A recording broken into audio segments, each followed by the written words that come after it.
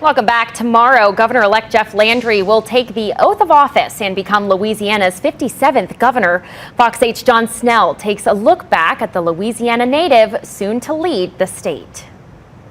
Out of the gate, candidate Jeff Landry mounted a commanding lead in the polls and never looked back. We actually have instructions that the people of this state want us to fix crime, education, and the economy, and we're ready to get to work. 53-year-old Jeffrey Martin Landry, a former congressman, two-term attorney general. He becomes Louisiana's third Cajun governor after Edwin Edwards and Kathleen Blanco, but the first to be a Republican.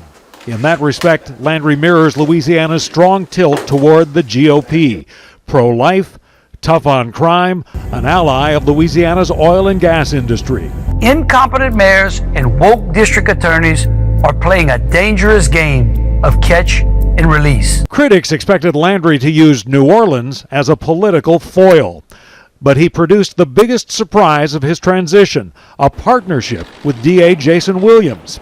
The Attorney General's office will supplement the thin staff at the DA's office. The past statistics that have plagued this city cannot be in place when Super Bowl and kickoff time comes. When Rome is burning, everybody needs to step into action and treat it like the emergency situation that it is. Landry will summon lawmakers for a special session on crime.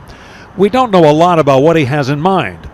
We do know one thing. People should expect us to do things not in the normal cadence, but to do it differently. With the inaugural ceremonies a day early, the Jeff Landry era begins with an unexpected twist. John Snell, Fox 8 Local First.